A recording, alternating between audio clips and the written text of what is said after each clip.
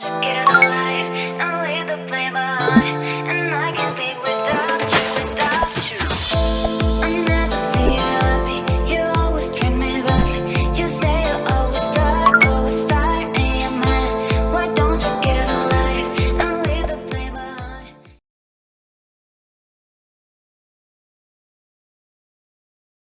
Assalamualaikum warahmatullahi wabarakatuh. Salam sejahtera untuk kita semuanya. Om Swastiastu, Namo Buddhaya, Salam Kebajikan.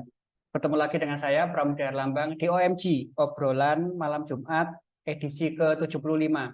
Hari ini hari yang spesial, biasanya diadakan jam 19.30, tapi karena sesuatu hal, Bu Ira dan tim mintanya jam 4 sore. Ini banyak yang tanya ke saya ini, Bu Ira. Loh, Mas Pram ini biasanya kok malam hari, kok hari ini spesial diadakan sore hari jam 4. Ya, ini memang permintaan khusus dari narasumber. Untuk edisi kali ini, webinar kali ini disponsori oleh Everyday Laundry, Coklat Lima Kostel, dan didukung sepenuhnya oleh Prams Management. Dan tak lupa juga disponsori oleh Arena Corporation atau Rumah Perubahan. Dan susunan webinar kali ini adalah pembukaan, tadi sudah saya lakukan, kemudian presentasi oleh narasumber, minimal 45 menit. Jadi nanti Bapak Ibu, jika ada pertanyaan, silakan ditulis di kolom chat. Dan menariknya, nanti 2 orang penanya yang paling baik dan paling menarik akan saya undi untuk mendapatkan saldo OVO senilai Rp20.000 untuk 2 orang pemenang. Kemudian dilanjutkan dengan sesi Q&A atau tanya jawab.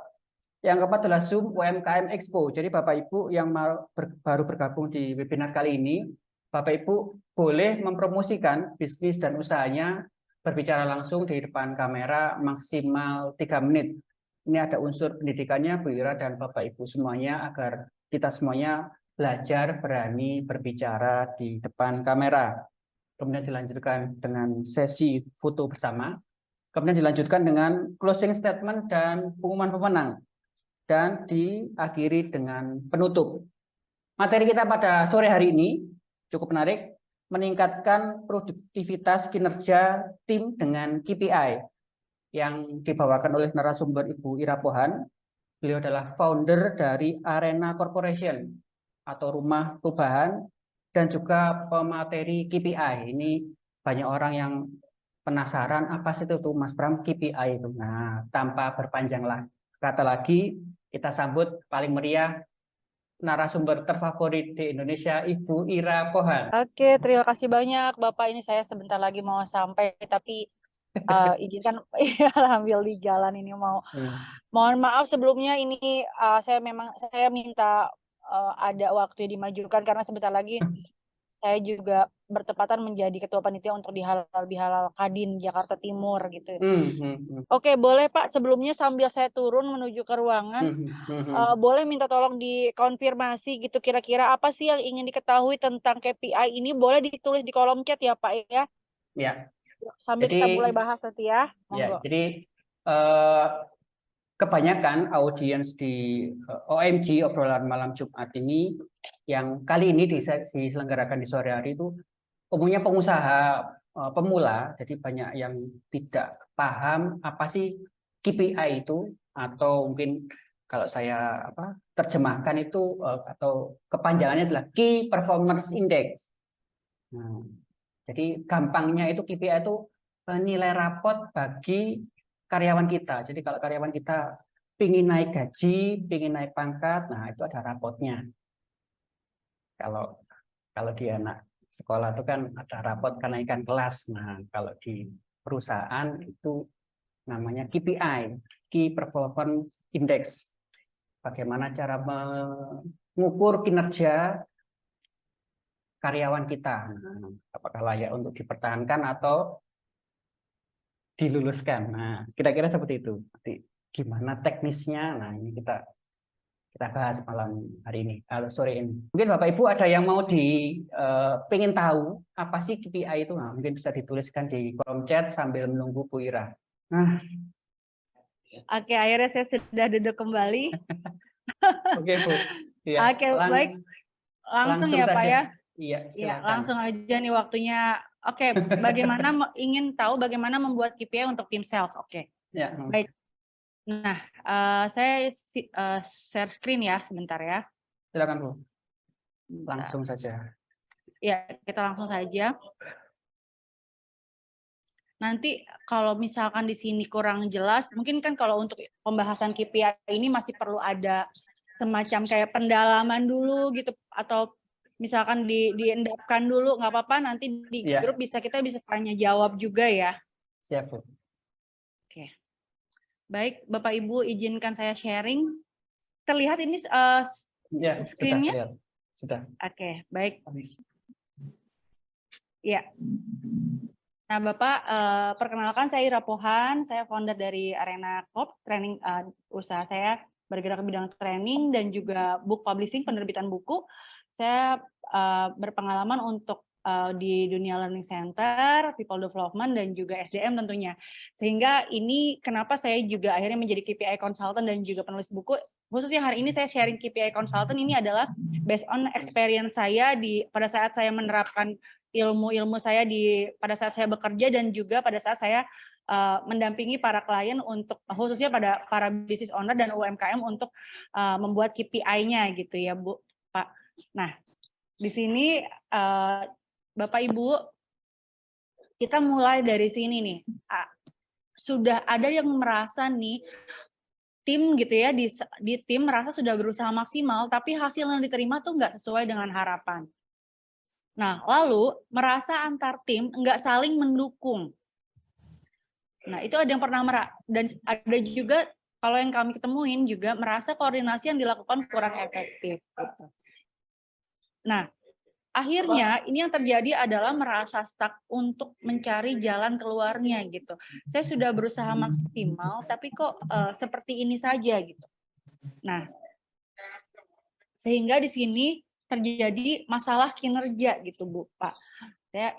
Nah, di sini masalah kinerja 70% itu terjadi karena adanya komunikasi yang kurang efektif, Bapak Ibu. Nah, apa saja? Nah, ini kita lihat dari sudut pandang produktivitas ada gap. Jadi ada sebentar, saya geser-geser sedikit nih biar kelihatan ini screen-nya background-nya ya. Nah, ada gap Bapak Ibu. Nah, gap-nya itu adalah kalau misalkan di atas kita lihat ada 4 ya. Ini saya lihat. Bapak, saya menunjuk panah ini kelihatan. Nah, kelihatan. Satu sisi di atas itu ada kurang atau tidak cukup pengarahan. Nah, kita lihat kalau misalkan kurang atau tidak cukup pengarahan, maka perlu apa? Berarti perlu di briefing gitu ya. Lalu gap yang selanjutnya adalah bisa jadi karena motivasi yang melemah gitu. Kalau motivasi melemah bisa jadi ada yang di training atau misalkan terkait dengan remunerasinya atau seperti apa atau di konseling gitu bisa gitu. Nah, pengetahuan atau ada juga karena pengetahuan atau keterampilan yang kurang memadai. Nah, pada saat ini terjadi itu berarti kan perlu di training ya, ada sebelum karyawan masuk di training dulu. Nah, saya mau masuk di poin ini, Pak, Bu. Jadi adanya gap antara goal kinerja yang seharusnya dengan aktual kinerja yang saat ini itu adalah karena adanya masalah prosedur atau sistem yang tidak sesuai. Nah, sistem kinerja yang tidak sesuai itu seperti apa sih? Kita lihat di sini yang saya akan share tentang bagaimana tentang performance management gitu. Nah, performance management nanti itu turunannya baru KPI itu gitu. Saya sebelum ngomong KPI itu tools-nya. Nah, ini performance management. Performance management sistemnya, sistem yang mengukur kinerja gitu. Nah, apa itu? Nah, performance management system itu ya di organisasi digunakan untuk atau di perusahaan digunakan untuk meningkatkan kinerja dan juga di sini untuk mengubah budaya, Bapak Ibu. Mengubah budaya sehingga setiap orang itu bergerak lebih efektif gitu. Nah, di sini kita bisa melihat bahwa budaya dalam organisasi yang efektif itu setiap orang memahami misi dan misinya apa dan prioritas organisasi itu. Sehingga peran mereka masing-masing itu bisa dimaksimalkan untuk mencapai prioritas organisasi. Nah, lalu selanjutnya setiap orang diberdayakan. Jadi karena setiap untuk meraih goals itu tidak bisa sendiri, sehingga setiap orang diberdayakan untuk bisa mencapai sasaran gitu, Pak. Iya, siap Bu Siti Fatimah. Ya langsung kalau ada yang mau bertanya bisa langsung klik di kolom chat ya. Ya, Nah, silakan. di sini ya saya sambil sharing ya, ini lebih ke arah diskusi aja. Mungkin ini juga 1 jam cukup lah. Kalau 2 jam itu nanti lebih ke arah nanti pengendapan aja gitu. Pengendapan nanti kita diskusi di grup gitu. Teman-teman bisa diskusi setelah sesi sharing hari ini gitu ya Pak. Nah, di sini Ya. kita lihat organisasi dengan budaya kinerja itu punya ciri pertama, staf punya kontribusi meningkatkan kinerja masing-masing organisasi dan sudah dibekali gitu. Yang kedua, individunya bertanggung jawab penuh karena dia tahu apa yang perlu diraih gitu, apa yang perlu dicapai. Nah, lalu yang ketiga, staf menerima bimbingan dan dukungan yang diperlukan untuk mencapai kinerja yang optimal.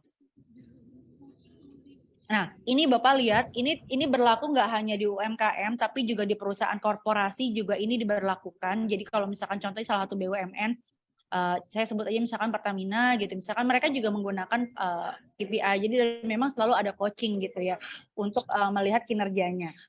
Nah, kita lihat di sini Bapak Ibu, di awal perusahaan itu melihat ada strategi dan rencana bisnis. Kemana sih arahnya gitu, strategi itu, arah perusahaan itu mau kemana. Lalu selanjutnya, ini yang ini ya. Lalu selanjutnya udah tahu arahnya kemana. Nah, kita buat apa? Udah ada visi diturunkan maka menjadi misi. Nah, misi itu yang akhirnya menjadi KPI itu. Apa saja sih yang bisa mendorong tercapainya tujuan gitu ya. Lalu, nah udah ada KPI, akhirnya ada target nih setiap target, udah ada target kesepakatan. Ini target itu KPI itu disepakati bareng-bareng. Salam. Target atau KPI itu disepakati bareng-bareng. Disepakati bareng-bareng lalu dipantau setiap setiap bulan secara berkala bagaimana progresnya, bagaimana pencapaiannya gitu. Nah, lalu di situ kalau misalkan perform, maka akan ada motivasi kayak gitu ya, akan ada coaching untuk bisa meningkatkan kinerjanya. Tapi kalau misalkan tidak perform, itu yang perlu dilihat nih, kenapa gitu. Tadi ada gap yang tadi itu gitu. Nah, kalau perform juga akan ada namanya reward dan konsekuensi. Rewardnya bisa jadi bonus kalau akhir tahun gitu ya. Kalau konsekuensi misalkan jadi bonusnya sedikit atau misalkan itu bisa jadi salah satu pertimbangan untuk kenaikan jabatan kayak gitu. Itu juga bisa jadi salah satu alat pengambilan keputusan. Jadi kita ngambil keputusan itu berdasarkan data nih kalau kita punya performance management system dan punya KPI itu. Nah, performance manajemennya seperti apa? Nah, ini Bapak Ibu kerangka berpikirnya. Ya, pertama strategic management itu dimulai dari visi. Visi yang turun menjadi misi, lalu jadi strategi, maka lalu menjadi KPI. Nah, KPI perusahaan diturunkan menjadi KPI bisnis unit. Lalu ke bisnis proses. Nanti saya tunjukkan contohnya ya, Pak. Ya. Nah, ini lalu nanti di sini kita lihat nih, ini KPI karyawan, KPI tim kita. Nah, ini maksud saya dari bawah naik ke atas nih KPI-nya kita. Sehingga di sini setiap orang membantu berkontribusi untuk mendorong tercapainya KPI kita. Nah, performance management. Apa sih performance management? Tadi yang saya katakan itu adalah aktivitas pengelolaan kinerja yang bertujuan bagaimana setiap bulan tim itu bisa mencapai tujuan secara efektif. Nah, ini ada berbagai macam. Yang pertama ya tadi sudah ada kesepakatan, maka akan ada namanya performance planning gitu ya tadi. Oh, oke, ini KPI-nya, lalu akan ada informal coaching dulu, baru formal coaching gitu. Jadi itu dilakukan secara berkala gitu. Nah, kenapa sih gitu ya dilakukan secara berkala? Karena kita perlu mengukur kinerja. Dan juga kenapa kita perlu mengukur kinerja? Karena kita hanya bisa memanage apa yang bisa kita ukur. Nah, dan juga kita tidak bisa memperbaiki apa yang tidak bisa kita ukur. Nah, maka ada namanya KPI. Ibaratnya kita kalau mau naik, kayak ibaratnya, contoh ini kalau perempuan ya misalkan, saya ingin berat badan ideal. Ideal versi saya sama Pak Pram beda. Nah, itu kan itu sehingga perlu ada KPI. Sebelumnya berapa menjadi berapa. Itu KPI itulah yang menjadi tolak ukur. Itu yang pertama. Lalu yang kedua, nah misalkan contoh Saya sudah bagus kinerjanya. Ya bagus itu seperti apa? Versi karyawan saya sudah berangkat datang on time. Oke, datang on time tapi tidak cukup hanya itu saja ternyata gitu. Makanya kita perlu memperjelas clean and clear apa saja tolak ukurnya gitu. Nah, KPI ini saya mau sharing dengan balance scorecard. Balance scorecard itu dimulai dengan visi, misi, strategi, dan KPI. Nah, baru diturunkan ke unit kerja, lalu kinerja individu. Nah, lalu di sini ada 3 macam, perencanaan, pengelolaan, dan pengevaluasian. Perencanaan apa saja sih? Kita menentukan sasaran, lalu kita juga pantau kalau di pengelolaan. Gimana sih KPI-nya? Lalu dievaluasi, perform apa enggaknya gitu ya. Nah, tadi saya sebut tolak KPI dibuat dengan metode balance scorecard. Balance scorecard itu apa? Ini kartu, Pak, kartu keseimbangan. Kalau kita nggak biasanya, kalau misalkan nggak ada tolak ukur kinerja, yang gampang-gampang aja sih diukurnya berdasarkan sales atau angka yang jelas gitu. Nah, kalau di balance scorecard nggak hanya angka, tetapi kualitatif pun kita angkakan sehingga proses pun itu dinilai, Pak. Gitu. Nah, kita lihat apa saja nih prosesnya. Misalkan ini ada, kalau balance scorecard kita pakai 4 sudut pandang.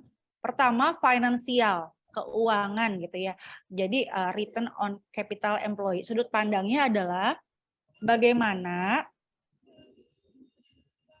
kita kan misalkan ngerekrut karyawan, gajinya misalkan contohnya 10 juta. Bagaimana itu bisa balik modal investasi kita? Dengan apa? Dengan kinerja mereka yang maksimal gitu. Itu return on capital employee karena cost terbesar itu adalah di gaji karyawan.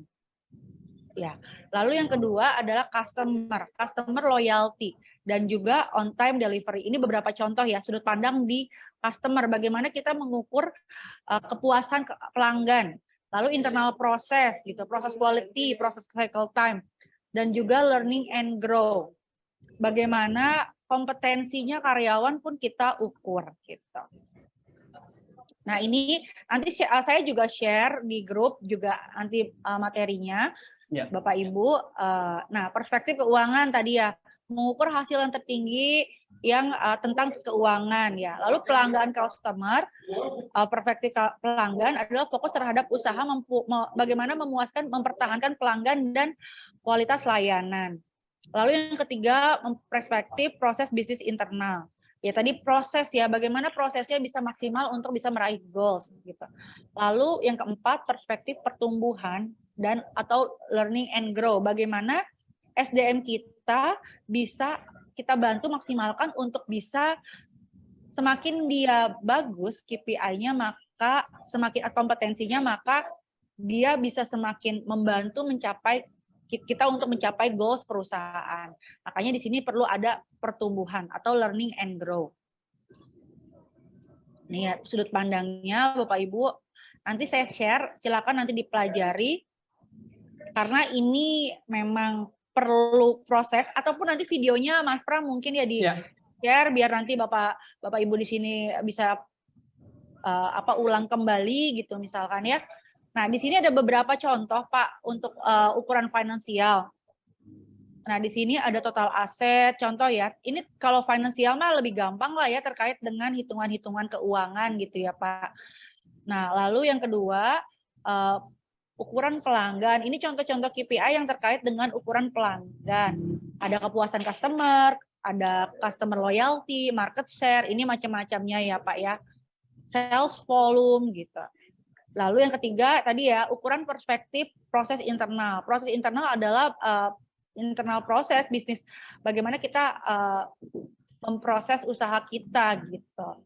Ini beberapa contohnya average cost per transaction, itu juga kan kita melihat efisiensinya bagaimana, efektivitasnya bagaimana gitu. Tapi ini kembali lagi ya, based on setiap KPI itu nggak bisa, walaupun misalkan sama-sama perusahaan properti misalkan, itu nggak bisa sama, tergantung dengan visinya masing-masing. Tahun itu mau apa juga nih, atau 5 tahun ke depan mau seperti apa. Jadi visi setiap perusahaan itu nggak bisa sama gitu ya. Nah lalu learning and grow.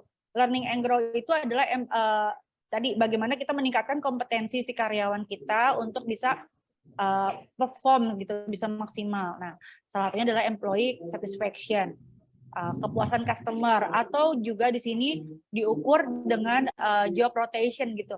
Ataupun berapa jumlah yang resign. Berarti kalau misalkan semakin banyak yang resign kan berarti kita juga perlu mengajari dari baru lagi kan. Nah, itu juga bisa jadi salah satu contoh. Tapi kembali lagi ini hanya contoh ya, Pak. Jadi ini hanya contoh yang bisa kita lihat untuk apa namanya ya, untuk kita sesuaikan kira-kira yang paling pas dengan perusahaan kita yang mana gitu. Nah, ini beberapa contoh-contoh juga untuk KPI-nya. Tuh. Nah, ini KPI itu ada namanya tadi cascading Pak, dari menurun gitu ya, dari KPI yang di atas turun ke bawah. Nah, ini tadi KPI general manager turun ke KPI karyawannya Pak. Gitu. Ya, contoh general manager ini operating cash flow turun jadi control cost per room, operating cash flow gitu. Dari sini juga kan turun ke treasury gitu. Itu contoh-contohnya. Lalu di bisnis unit, misalkan untuk ini di manager ada control cost, turun juga nih ke housekeeping. Ini perusahaan berarti ada guest service officer gitu ya. Turun dari KPI atasnya gitu. Nah, Bapak Ibu, di sini saya informasikan ini lebih ke arah Bapak misalkan ada yang baru mendengar, ini training bukan magic, lebih ke arah oke, saya dapatkan dulu informasinya baru nanti bisa diendapkan atau dipelajari lagi, atau kalau misalkan udah punya KPI bisa dipraktekkan gitu ya. Nah, dan juga efektivitas dari pelaksanaan training tadi ya 30% sesuai dengan kebutuhan, lalu 70% itu dimonitor dan dievaluasi penerapannya secara berkesinambungan. Jadi hari ini tuh lebih ke arah informasi. Sisanya Bapak bisa share tuh di grup gitu. Bisa apa enggaknya tuh kalau Bapak terapkan gitu ya. Nah, lalu ini satu lagi Pak, bagaimana menyusun sistem performance appraisal yang efektif. Nah, jadi kita kalau mau buat KPI itu ada indikatornya, ada dua aspek. Aspek KPI dan kompetensi. Nah, itu akhirnya menjadi kinerjanya karyawan. Nah, tapi kalau saya tadi kan saya lebih ke arah sharing tentang KPI ya. Cuma saya sedikit saya ulas.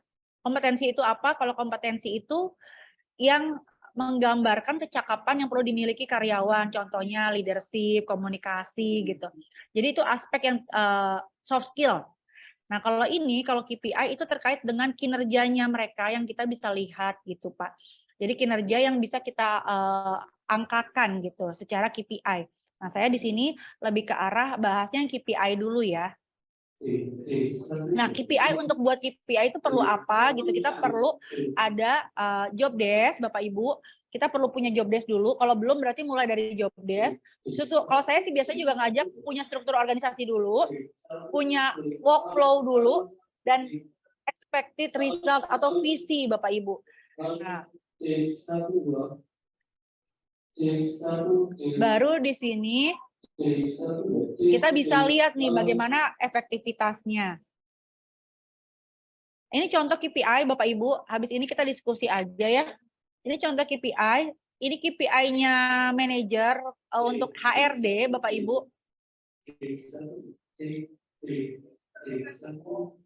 Jadi untuk manajer HRD di sini ada rekrutmen, training development, performance management, employee retention. Ini contoh ya. Ini area kinerja utama, ini KPI-nya. Kita lihat di KPI itu ada bobot, ada target, dan di sini ada realisasi atau skornya juga gitu.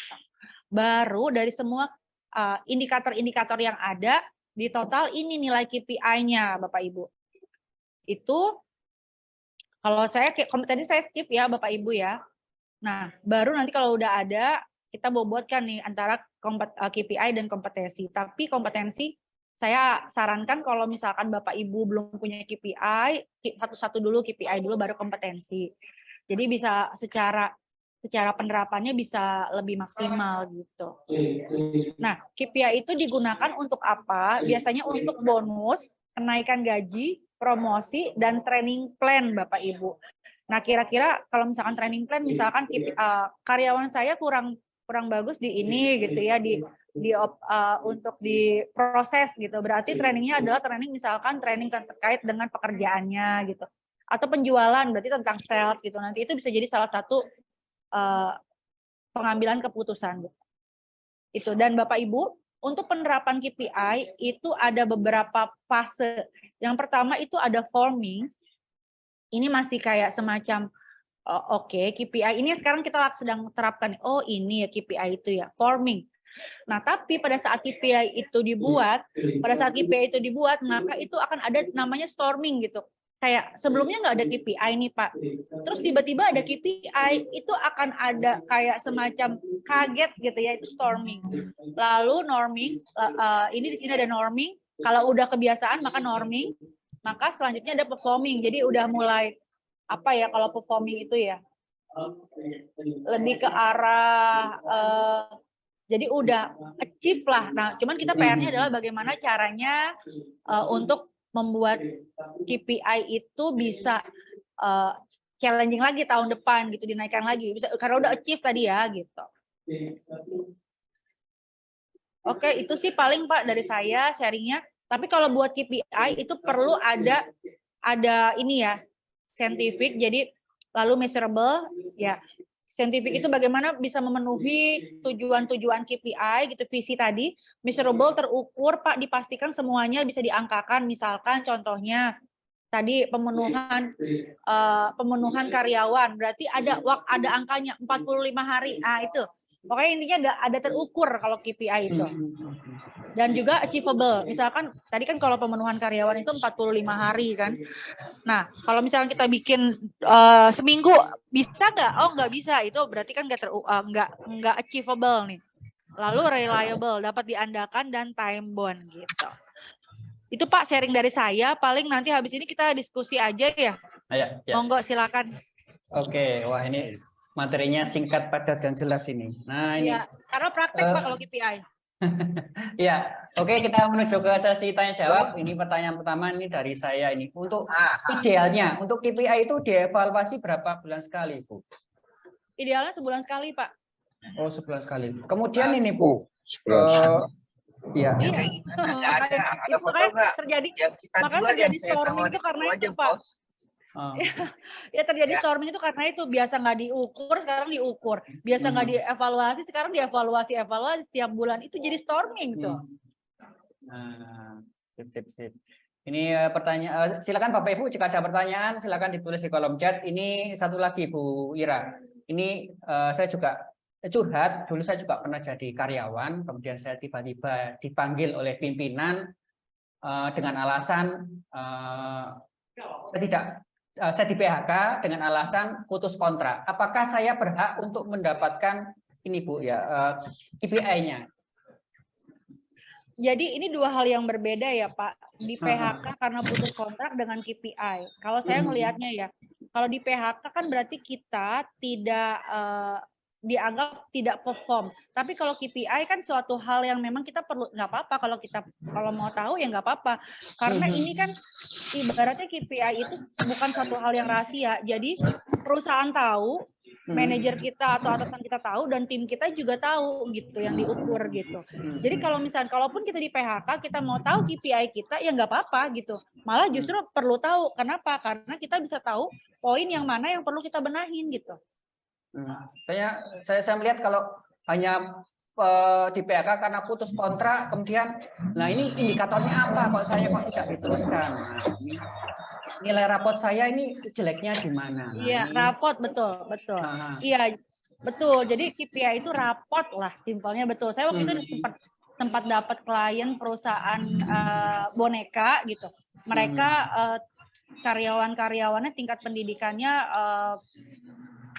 ya agak rata-rata SD, SMP gitu. Jadi kayak bahasanya perlu disederhanakan, rapot betul. Saya bilang KPI itu rapot. Nah, kalau rapotnya merah, gimana sih rapotnya biar bagus lagi gitu ya. Nah, gitu ya. Jadi gampangnya seperti itu. Kemudian ini Bu Ira, dari penjelasan tadi untuk presentasi kompetensi dan perilaku kok presentasinya lebih kecil daripada yang lain, Bu? Daripada KPI tadi ya? Iya, daripada kompetensi yang lain. kompetensi yang lain maksudnya gimana ya, Pak? Oh, untuk apa? Hasil kerjanya. Oke. Hasil kerja. Jadi iya. Jadi kenapa tadi kan kalau KPI itu 60%, kalau kompetensi itu 40%. Kenapa sih KPI 60%? Jadi lebih besar dibandingkan kompetensi. Nah, kalau kompetensi itu masih sifatnya bisa jadi subjektif, Pak. Karena tadi leadership kita perlu ada observasi panjang ke orang itu gitu. Leadership orang itu bagus berdasarkan apa? Perlu diobservasi, perlu ada interaksi kayak gitu. Komunikasi itu kan juga suatu hal yang masih ada perlu observasi panjang. Nah, beda halnya kalau KPI. Kalau KPI itu kan kita juga bisa udah tahu, udah jelas gitu kan kalau dia contoh 40 tadi yang contohnya adalah pemenuhan karyawan 45 hari kerja. Berarti kalau di atas 45 hari berarti misalkan 60 hari. Berarti itu kan KPI-nya jelek dong gitu. Udah jelas gitu angkanya sehingga itu lebih lebih fair untuk diukur, makanya persentasenya lebih besar gitu dibandingkan kompetensi. Oke, ini ada pertanyaan di kolom chat ini Bu Ira dari Ibu Siti Fatimah. Apakah untuk pelaku UMKM itu juga membutuhkan KPI yang jualannya online? Nah.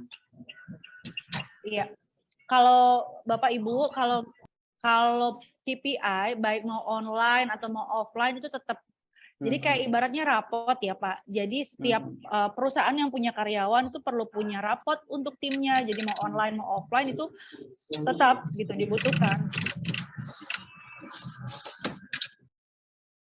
Gitu Pak. Oke, ya semoga menjawab ya Bu Siti.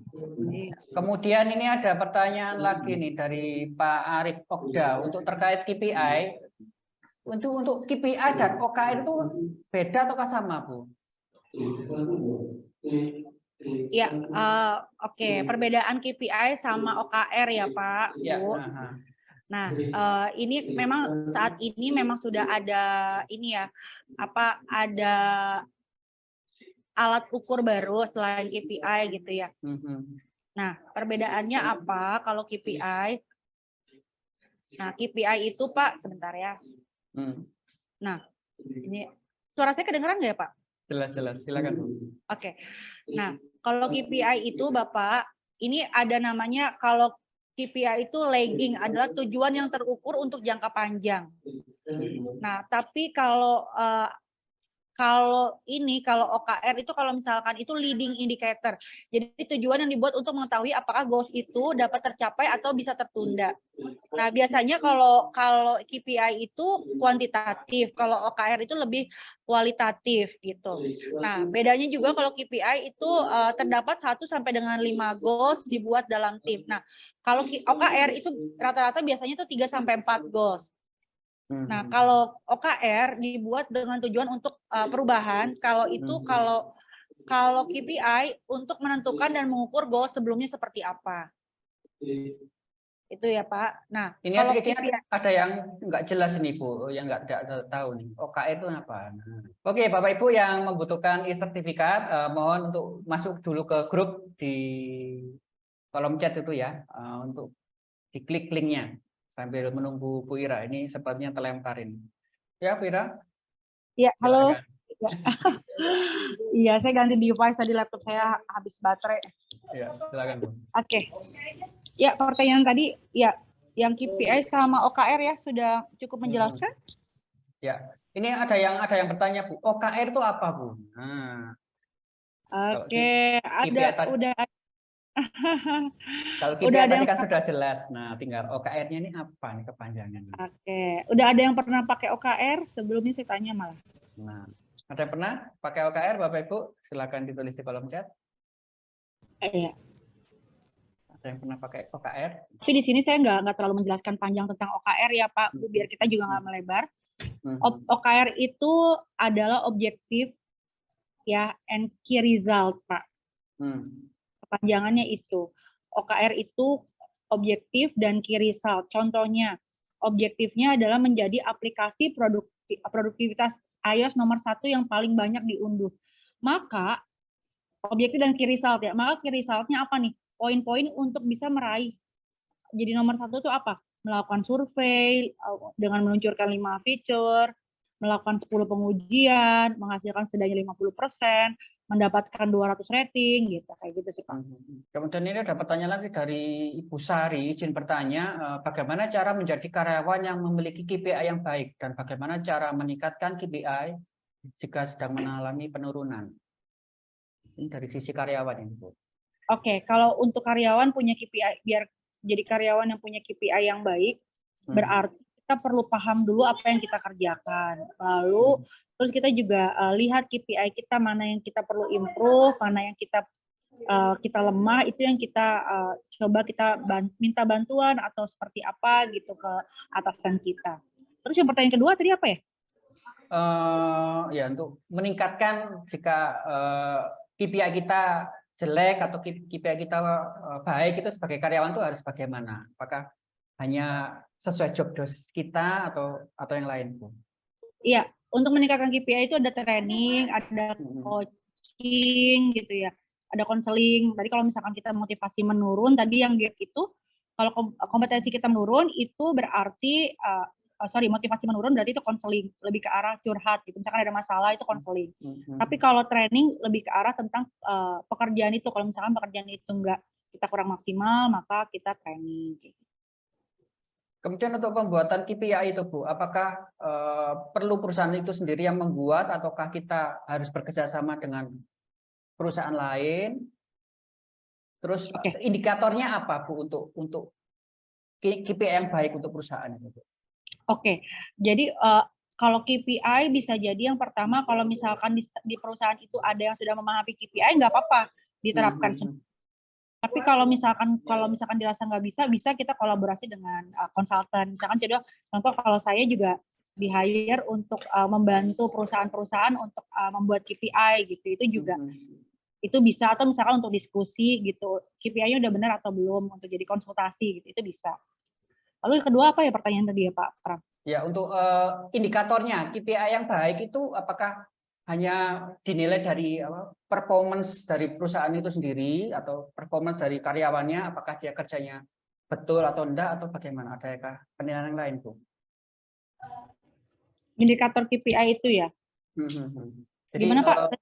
Maksud saya itu KPI yang kita buat itu indikatornya untuk karyawan itu apakah dinilainya bekerjanya itu sesuai target atau enggak, ataukah ini orangnya ini tidak kompeten tapi perilakunya baik. Ini cara menilainya itu bagaimana?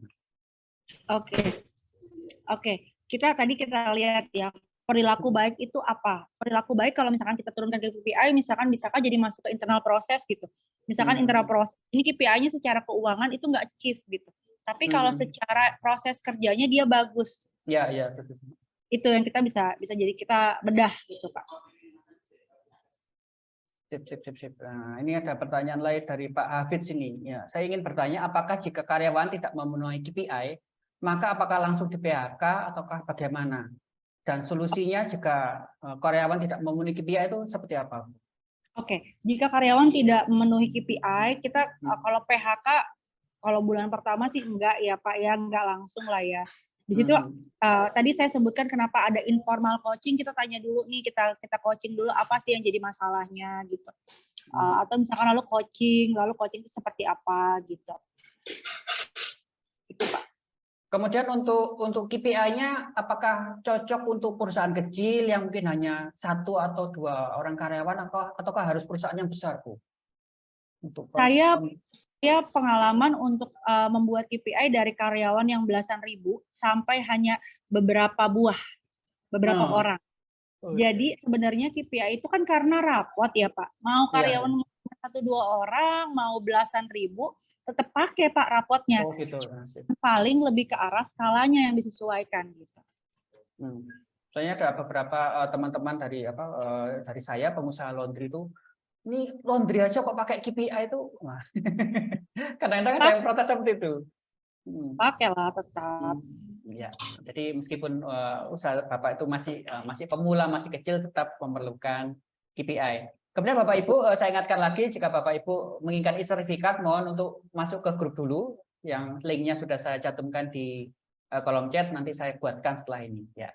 Kemudian nih dari Dave Michael, apakah yang disebut dimaksud dengan channel dalam optimasi channel dari perspektif customer management? Channel, apakah yang dimaksud channel dalam mengoptimasi channel dalam perspektif customer management? Channel itu adalah channel distribution adalah apa ya bahasa Indonesianya? Saya juga ini channel yang mana ini? Iya, ini saya kalau nggak ini saya PR-in ya, saya nanti Mas boleh kasih saya ini ya nanti dikonfirmasi di grup ya. Dan juga izin saya pas nih lagi jadi ketua panitia di Kadin ini. Saya mohon izin sampai jam 5. Ya. Tapi saya siap untuk saya sharing ataupun misalkan nanti kalau kurang saya siap sharing lagi di lain hari gitu ya. Atau misalkan nanti ada PR nih gitu. Oke, ya. PR yang untuk KPI share nanti saya dari next session adalah ngebedah KPI-nya masing-masing gitu. Ya. Oke, lanjut Mas Pram. Ini banyak sekali pertanyaan, ini malah ada yang... Iya, Masya Allah, ini banyak sekali pertanyaannya. Semangatnya luar biasa sekali nih. Padahal banyak yang komplain, ini Mas Pram kok jadinya sore ini, saya belum pulang kerja. Pertanyaannya banyak banget, ini luar biasa. Top Marco Jos. Saya juga mau pulang sampai jam 5, jadi gak enak nih, tapi karena bagaimana biar bisa maksimal semua gitu ya Pak, mohon izin ya. Kemudian ini Bu, dari Pak Satria ini, dia berbisnis laundry, ini sudah menerapkan KPI untuk karyawan ini tidak perform, sudah diperingatkan berkali-kali, tapi ini masih tetap saja. Ini kita sebagai owner tuh harus bagaimana Bu? Nah, kita lihat nih, kalau udah diperingatkan berkali-kali, misalnya 3 bulan, 6 bulan, itu tetap kayak gitu, kita juga bisa lihat yang pertama, apakah lebih ke arah fit and proper, jangan-jangan dia itu nggak pas di tempat itu gitu loh. Misalkan ibaratnya istilahnya burung kok disuruh terbang, kok dia tipikal administrasi tapi disuruh jualan yang nggak perform lah gitu. Jadi tidak di tempat yang tepat gitu ya? Iya betul. Ini dari Ibu Susan, KPI itu apakah termasuk target nominal yang ingin dicapai Bu? Dan apakah harus mengatakan secara gamblang ke karyawan kita? Betul, ya dong. KPI itu ada target nominalnya, angka itu KPI. Jadi KPI itu kalau untuk gampangnya. Kunci ya, makasih. Siap-siap, makasih Pak. Jadi memang KPI itu harus ada angkanya ya, bukan karena like and dislike ya Bu ya. Justru biar kita nggak like and dislike, pakai KPI. Angka. Oke, lanjut Pak Pram ke Pak Henry ya. Pak Henry ya, dari sudut pandang manajer dan pimpinan suatu perusahaan, seberapa besar penilaian KPI terhadap pengaruh kinerja para pekerja di perusahaan itu Bu? Sudut pandang manajer atau pimpinan suatu perusahaan, seberapa besar penilai KPI? Pengaruhnya betul, pengaruhnya cukup besar Pak. Kalau misalkan penilai KPI-nya kurang maksimal, maka KPI tidak berjalan. Kemudian dari Bu Siti Fatimah, ini dia mengalami kerugian karena dia salah produksi. Ini KPI-nya gimana? Apakah ini terkait dengan SOP Bu ya? Izin bertanya mengenai karyawan yang salah. Oke. Iya, ini terkait dengan SOP betul. Betul. Jadi kalau saya boleh menambahkan, mungkin SOP-nya Bu yang diperbaiki, bukan KPI-nya. Kalau SOP-nya sudah oke, baru kita mengerjakan KPI-nya. Betul. Oke, nanti Pak Muhammad Naufal, nanti rekamannya akan saya bagikan di YouTube channel, di Prams Management. Nah, ini adakah ingin yang mau bertanya? Satu aja. Ini karena Bu Ira ini sudah ditunggu oleh panitia ini. Iya, mohon izin Pak. Ini kelihatannya udah gelisah ini. Sudah kebaca ya. Tapi Pak, saya komit ya. Insya Allah nanti kalau misalkan perlu share lagi, siap. Nanti juga kalau misalkan mau contoh KPI, tim saya Mbak Yesi akan kirimkan contoh KPI. Silakan dibuat. Nanti kita mau sharing lagi dari situ boleh. Jadi silakan jika mungkin Bu Ira mungkin mau melanjutkan aktivitasnya. Nah, ini kita akan menuju seksi Zoom UMKM Expo, Bu. Oke. Pak Pram, teman-teman semuanya, tadi yang seperti saya informasikan, ini lebih ke arah sharing informasi ya Pak. Tapi implementasinya, penerapannya itu kembali lagi kepada Bapak Ibu semuanya. KPI itu mau toolsnya KPI, OKR, apa Six Sigma atau apapun itu, kalau nggak diterapkan sama aja. Gitu ya. Jadi lebih ke arah penerapannya ini PR-nya. Itu Bapak Ibu nanti kalau misalkan ada yang mau diskusikan di grup, open, saya open, atau misalkan nanti bisa tanya ke, kalau misalkan saya respon bisa ke tim saya Mbak Yesi, gitu ya. Bapak Ibu, terima kasih banyak. Senang bisa sharing di sini, mudah-mudahan bermanfaat ilmunya, dan jika ada salah-salah kata saya mohon maaf yang sebesar-besarnya. Terima kasih banyak. Betul. Oke, ya silakan Ibu. Izin live ya Bapak Iya. Ibu. Kita foto dulu mungkin Pak. Oh iya, iya. Oke. Pak Pram, teman-teman semuanya, sampai jumpa lagi insya Allah ya. Semangat ya untuk implementasi. Assalamualaikum. Waalaikumsalam warahmatullahi. Oke, Bapak Ibu jangan meninggalkan tempat dulu. Kita menuju ke sesi Sub UMKM Expo. Jadi Bapak Ibu silakan mempromosikan bisnis dan usahanya di sini. Silakan. Siapa yang mau? Iya. Mungkin mau mempromosikan usahanya, Pak? Iya, terima kasih. Ya sebenarnya bukan promosi sih, cuma ya, untuk lebih memperkenalkan eksistensi diri aja mungkin Mas. Iya, silakan, silakan. Ya. Iya, jadi di saat ini sibuk dalam berbagai freelance properti Mas. Ada juga kesibukan lain, misalnya ya jual-jualan di Makassar, di Makassar Mall. Seperti mungkin itu. Ada yang mau ada penawaran silakan. Nah, mungkin Pak Farah Kesi mau menawarkan propertinya, silakan. Oh iya, terima kasih Mas. Iya, kebetulan ada 2 lahan Mas, saya punya sendiri. Rencana mau dijual di daerah Kabupaten Maros dan Kabupaten Goa. Ya, siapa tahu ada yang minat ya bisa dicek. Seperti itu. Kalau untuk kosnya yang berminat di Makassar yang sekitaran kampus IP Makassar bisa japri lah. Mungkin bisa di grup ini saya kasih harga khusus kalau dari grup ini. Ya, yang lain mungkin juga kalau karena saya tetangga dengan kampus pelayaran Mas ya, ada kenalan di dalam yang minat jadi nahkoda dan sejenisnya. Ya, mungkin saya coba bantu. Mas. Mungkin sementara itu aja Mas. Terima kasih untuk semuanya. Terima kasih banyak. Oke, demikian Bapak Ibu webinar kali ini. Mohon maaf jika ada salah-salah kata. Jadi memang hari ini memang sangat-sangat singkat karena Bu Ira ada sesuatu hal yang tidak bisa ditinggalkan. Tapi jangan lupa untuk minggu depan webinar obrolan malam Jumat akan diadakan setiap jam 7:30. Setiap malam Jumat jam 7:30. Hanya hari ini saja yang spesial karena beliau ada kesibukan tertentu. Demikian Bapak Ibu, webinar kali ini saya akhiri. Mohon maaf jika ada salah-salah kata. Wassalamualaikum warahmatullahi wabarakatuh.